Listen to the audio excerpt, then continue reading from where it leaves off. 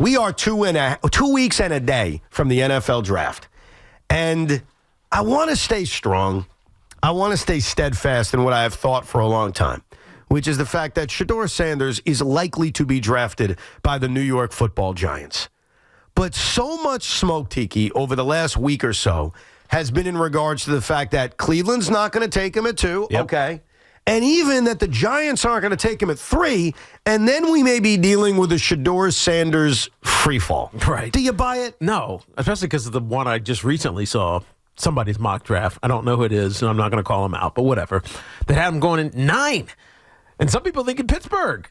So I think this happens every single year, where one of the top prospects at quarterback in particular, other positions we care a little bit about if they fall, but not really, because they're just it's not the same kind of import as with a quarterback. But negative news starts to trickle out. With C.J. Stroud, it was, I forget that new test that they use. It's not the Wonderlic test, but there's another test that they use to determine a quarterback's processing ability, his IQ, like all these things wrapped into one score. And C.J. Stroud was horrific. It was just terrible. And as a result, a lot of teams are out on C.J. Stroud. Meanwhile, he was the best quarterback in that draft. And he proved it immediately, and he's still proving it. And so these teams throw this negative info out there just so they fall, and it gives them a chance to potentially draft them. So with Shedeur, because of all the success that he's had, both at Jackson State and then at Colorado, you know he can play. And if he gets into the right situation, you believe that he can be a success. I think a lot of this is nonsense based around the noise that Deion Sanders and his family brings to Shedeur Sanders. Has nothing to do with Shedeur Sanders' ability to be an NFL quarterback. I agree it has nothing to do with his ability to be a quarterback. I am curious if it has anything to do with his confidence. And I personally... Why would that matter? I don't... Well, you know who was the cockiest quarterback coming out that I think we've seen in a really long time? Joe Burrow. And it's not even close, dude. Shedeur Sanders can't hold a candle to how Joe Burrow was. Right. And so if that's what they're concerned about, especially given his father, you're thinking about the wrong thing. Well, but haven't you confidence matters. I agree. Haven't you seen general managers in the past make draft decisions based on stupid things like that? Oh, of course, because I think sometimes general managers believe that they are going to control that player. Right. It's what I say goes. My coach is going to be whatever, and he's going to fall in line. And you don't want to neuter excellence. Like when you see it and you know it, you got to let it build and grow and foster it the right way. You don't want to try to cut somebody off from being who they actually are. No, I love it. In fact, I want to play a clip for you. This was an interview that Shedeur Sanders did over the weekend on, I think it was NFL Live, one of the ESPN NFL-related shows, in which the direct question was asked, hey, why should a team pick you? So here's the question, and here's Shedeur's answer. I loved it, but what say you to everybody listening? When they're interviewing you, if you're making the pitch as to why Shedeur Sanders should be the next quarterback of inserts team here, what are some of the strengths of your game that you feel like you highlight when you're talking to these teams? Let me ask you a question. What's the most important trait of a quarterback? I'd say decision-making and accuracy, winning. Consistency? That works too. Look at the last 4 years. Yeah. That's how I know I'm the best quarterback in the draft. The consistency of your decision-making and accuracy. So it makes sense. It checks all boxes. Yeah, I got you. He's the one guy, but I'm a Sanders. They can't put me through. I like his confidence. Right. I like the way he kind of gives it back. What do you think is most important? Then he talks about himself and what he believes in himself. Now, I'm a rookie when it comes to determining what I watch, like how good I think he's going to be. I'd be the first to raise my hand and say, I have no idea. I lean, though, with my novice eyes, too. I think he's going to be a good quarterback in the NFL. I don't know if he's going to be elite. I don't know if he's going to be Peyton Manning, but I don't think he's a bust. I think he's going to be good. And if I'm the New York Giants or I'm any team picking in the top 5 and I have a guy who's going to be good and going to be effective, I want that player. By the way, good is good enough. Yes. There are not enough good quarterbacks in the NFL, period. And the ones that we think are good, sometimes they fall apart or they just disappear. You can get drafted in the first, second, third, fourth, or Mr. Irrelevant, and you just don't know how good someone's going to be until you actually see them in the league, period. Like, who did that? Bobby Skinner. Bobby Skinner did the post first round draft picks, and only really 3 of them have hit since 2016. Non-first round picks of quarterback. There's 3 of them that hit. Jalen Hurts, Brock Purdy, and who was the third one? Dak Prescott. Oh, Dak Prescott, obviously. There's not a ton of first rounders. It's about 30% every year, first rounder that'll hit. Sometimes you get a year like 2020 where all of those guys hit with Burrow and Tua and Justin Herbert and Jordan Love. But there's some years, like the year right after in 2021, where none of them really hit. So, it's always a crapshoot. If you're going to draft a quarterback, the last thing that you want to have to build up is confidence. Because it's those guys that lack confidence that easily fall apart and they disappear as quickly as they came. If Shedeur Sanders is sitting there at 3, and you are Joe Shane, he's going to be a Giant. He's going to be a Giant. I think so. And you agree with that, right? Of course. But okay. I'm not convinced that it's not going to be what we initially heard, which is teams are going to keep trying to trade up with Cleveland, or teams are going to try to trade up and go to 1. Because so many teams need quarterbacks. Right. It's not like 1 or 2. There's a lot of teams that need quarterbacks. And the Giants are one, the Jets are another, even though they say they're going with Fields. But we'll see. Justin Fields hasn't acquitted himself yet, so we have no idea. Look, bringing the Jets into this conversation, I'll be honest with you. If all the smoke is true, and Shedeur Sanders is passed on by the Cleveland Browns, and Shedeur Sanders is passed on by your football team, I'm telling you right now, I think it'd be a major mistake if the Jets pass on him. I really do. Right. I like Justin Fields. I like the signing. I like the idea of him. And it's cheap. And it's cheap, and it's wonderful. You still have to take your crack at finding your future. Just like Justin Fields is a crack at finding your future, yes, so would Shedeur Sanders. Right. And I don't think Fields' contract is any way prohibitive from you going out and getting that player. Now, I understand the Jets have a lot of other holes, and Tyler Warren would be a great fit too. Don't get me wrong. But the most important position in this sport is quarterback. Right. If you don't have one, you don't have one. So we've made a lot of big deals over the last few months talking about Sanders and Ward and the Giants, and they need a quarterback and Jackson Dart and all that. I'm here as a Jet fan to raise my hand and tell you, if somehow all this stuff happens and this guy's dropping, I'd be ticked off at Muji and Glenn if they pass on. Right. I don't see how he gets past Vegas, even though they gave Geno Smith a new contract. As we suspected, it was only a 2-year extension, which is really nothing, essentially. And so why not? He's not getting a 9, definitely. I doubt he's getting past the Jets if he falls that far. He's certainly not getting past the Las Vegas Raiders. Teams need quarterbacks. And the Giants need quarterback more than maybe anybody. Right. Despite adding Russell Wilson and Jameis Winston, the idea, as good as Abdul Carter is, and he could be a Hall of Famer, but here's the thing, he better be a Hall of Famer. Because if you're passing on a quarterback to have a 1-year Band-Aid of Russell Wilson and Jameis Winston, and sure, you could draft someone in the 2nd or 3rd round, but like you went through, the odds of hitting on that are limited. Abdul Carter would have to be a gold jacket guy for it to be okay with you passing on a potentially good to great quarterback. Can't do it. Yeah, and I'll go as far as to say this. If you're passing on Shedeur Sanders, nothing at 34, whether it's Tyler Shock, or Jalen Milroe, to me, all of those numbers we brought up, if you're passing on Shedeur Sanders and it's not Jackson Dart, you're passing on the idea of quarterback. I actually think it's a bigger mistake to flush the 34th pick down the drain by then going secondary tier quarterback. Just take the swing at 3 and keep the value of those picks. We are all in agreement. Well, those second day, 3rd day, they just don't work out. So at that point, I'd rather the D tackle that I know is plug and play. They don't work out. Just Bobby proved that with his tweet. You should check it out. There's just not a lot of them, and there's a ton of them. I didn't realize there were that many. Yeah. So historically, it doesn't pan out. I know we can say, "Oh, Jackson Dart," but Evan's been saying this for a while now, and I'm now tending to agree with you. Jackson Dart's going in the 1st round. Oh, no doubt. And Jalen Milroe might go in the 1st round. It's certainly possible because teams need quarterbacks enough.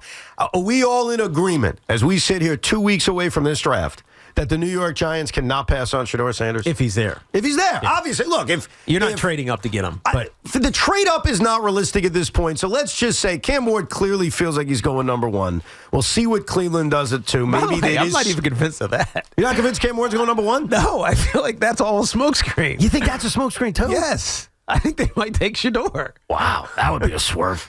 That one, I don't see that one. I kind of sense that They flirted with trading the first overall pick. Maybe they thought about it. Maybe they didn't get any great offers, whatever the reason was. And they're going to settle on Cam Ward. And then it's, do you believe the smoke that Cleveland is leaning towards Travis Hunter? Because that's the thing. We're trying to decipher smoke from reality. Here's all I could tell you, what I would do. All we can tell you is this is what we would do. If Shedeur Sanders is there at 3, the Giants should take him. I think they will. You believe the same thing? I do believe that, but it's not what I would do. What would you do? I want Travis Hunter. I want the guaranteed star. So you would pass on Shedeur Sanders to take Travis Hunter at 3 if he was sitting there? Yes, because I think you can win with both of your quarterbacks that you have right now. Not that you're winning anything, but you can at least win. I don't know, man. I don't think I agree with you. Okay. I don't agree with you because of this reason, and it's going to go back to the Jet thing, too. Here's the way I look at it. If you guys are good this season, right, which you're hoping for, and Travis... With who at quarterback? With Russell Wilson. With whoever at quarterback? Well, Russell Wilson and Jameis Winston, that's what you just laid out. Right. Because you're passing on a quarterback at number 3, right? So you're taking Travis Hunter, you got yourself a nice roster, and you win 8 or 9 games, which I think we'd all admit, hey, pretty good year, right? Where are you finding that quarterback? Are you running it back with Russ again? Next year's draft? You're picking like 17. Okay, move up. It's tough, too. It's not easy. Look, the problem with the first round... You put yourself in purgatory. All right, so the problem with the first round, because I went back and did what Bobby did, I did it for the first round quarterback. Yeah. Okay. There are a lot of years where it's just like, okay. Right. In 2019, Kyler Murray, DJ, Daniel Haskins. Any of them stars? I mean, Kyler Murray won Rookie of the Year, so I guess you give him a check mark for being a starter, and he's like the guy, but is he really the guy? Daniel Jones has more playoff wins. Right. Yeah, 2020 I told you about, which was great. 2021, none of those guys. Pickett in 2022. It's still open for this year. You go to 2018, Baker Mayfield, I guess, worked his way into it, but Sam Darnold, Rosen, and Lamar, and Josh Allen. So it was hit or miss. So you just don't know. As much as we think it's guaranteed, you just really don't know. I think the challenge there is it's worth taking the swing in the first round. Second round, you're asking a lot for it to work out. But I think the whole key is the second round can't be your rely upon. Your relied upon thing. And in the first round, you take the swing, but you have to know when to get out. You can't just kick the can 5-6 years, pull the Band-Aid off, and move on and do it again. Let's go to Chris on Long Island. Hey, Chris. I have to agree with Evan, and it's rare, so this is a big day for me. Nice. Welcome. But I see this as the Saquon draft all over again, where we took the gold jacket guy in Saquon, and he will be a gold jacket guy, but he was not the best fit for the team at the time, the way it was constructed. Right. And we need a quarterback now. And you're right. Shedeur is he going to be great? We don't know. He's probably going to be good. And to your point, next year, Russell and Jameis are gone. Or if they're back, they're 40 or whatever. That's not the future. Right. We need to get that quarterback on this roster. And Abdul Carter or Hunter might be great, but is that making the Giants a Redskins or an Eagles caliber team next year? No. Shedeur could be our Jaden Daniels. Yep. And all of a sudden we go from being in the dumpster to being relevant again. And as you see, the cheap quarterback contract is how you win. You don't win with the big-time defensive end. And that big-time defensive end, or Travis Hunter in your case, if you draft him and he's a wide receiver, a corner, or he's both, they have to be not good. They not only have to be great, they are going to have to be revolutionary, or you're going to look back at the decision and say it was the wrong one. Because the Saquon comparison does work. I know it's running back. It's not the same position. You can make a bigger impact if you're getting 12 sacks a year. I get that. Right. But they need a quarterback. And next year, you're telling me, well, we're picking 18. We'll find a way to trade up. Really? How does that usually work? The one thing about Travis Hunter, he has a chance to be revolutionary because everything he says is that he's going to play every single snap as a corner. Do you think Dayball's going to do that? Well, it doesn't matter if he's going to do it. It's just his intent. So part of the challenge with drafting, regardless of position, is I want to draft someone who wants to be great. Travis Hunter wants to be great. I think in Shedeur's case, I think he also wants to be great. He comes from a great lineage with his father, and we know as a Hall of Famer. So he wants to be great, but is he good enough to be great? I think we know Travis Hunter is good enough to be great. I don't know if we know that Shedeur Sanders is good enough to be great. He may be the better player, and he may be great, but to be picked 3 in the position this franchise is in, you need to be greater than great. I hear you. That's the issue. You're in a spot. Who in this draft do you project that for, though? That's the question I think you have to ask yourself. No, it's a tough one. You're right. Who is your bona fide? So if you're looking at the big board, so everybody, who on that big board? And here are the names: Travis Hunter, Abdul Carter, Mason Graham, who's a D tackle from Michigan, Gentry, the running back from Boise State. I know he was unbelievable last year in college, but it's different. You got a couple of offensive linemen thrown in there. Tyler Warren's in there. Shedeur Sanders is in there. Cam Ward. Like, of those 8 of the top 10 or so, who's almost guaranteed to be great? I would lean towards Travis Hunter because I got 2 cracks at it. Yeah. He could be a great quarter or a great wide receiver. You're right. The rest of them, there's a little bit of a question mark. Yeah. Let's go to Rory in the Bronx. Hey, Rory. Hi, guys. Thanks for having me on. Much appreciated. I always love talking about the draft and all this speculation. It's one of my favorite times of year. No, you're right. Yeah, man. I've heard Tiki say in the past, he just like myself, I was a college football player, and I do get frustrated like Tiki does when everyone's just talking about the quarterback, most important position. Football really is a team game. It is. And, yeah, it really is. And, I'm a big Jets fan. And, I've seen this happen. I've seen the Jets go take a chance on a quarterback when the team wasn't ready. And the pressure that this New York sports and the media in New York, we put too much pressure on these guys to win. Right. You use that high draft capital, and the expectations are so high, and all this weight's on this rookie's shoulders. And, there's a reason these teams are picking at 3 and at 7. They're not that good. And, It takes a lot for a team to be a good football team. And I'm always in the position that, yes, Evan, you're right. You win on a rookie deal. You win on a cheap deal. But I don't think either of these teams are there yet, in my opinion. And I think, trading back if the guy you love is not there, or getting key blue chip players at other key positions. This is, in my opinion, a very heavy offensive tackle draft. I think there's a lot of good big men in this draft. Yep. And I really think, wins and losses are ultimately determined, in my opinion, in the trenches. And, both teams are lacking there. And I really think, Roy, you make such a good point, and we do talk about it, but not in depth enough. We end up getting more stuck on the quarterbacks. And I've said this many times, if you don't put your quarterback, whoever you're drafting, in a good position to be successful, they're not going to be. The Jets have continuously done this. We've seen it over and over and over again, whether it was with Sam Darnold, with a terrible coach who admittedly failed him, with Zach Wilson, who had zero competition, was just handed the job, and with the Giants, who just changed coaches every 2 years and coordinators, and it was impossible for Daniel Jones to be successful without always being in a prove it now, prove it again, kid. If you put a young quarterback in that situation without the right infrastructure, he's going to fail. Yeah.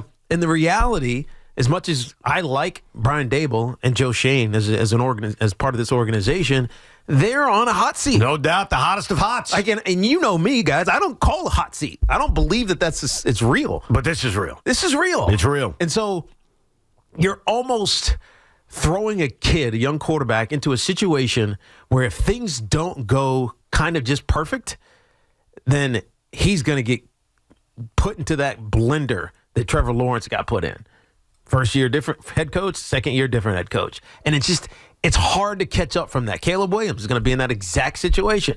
First year head coach, they fire him, and now he's it's just hard.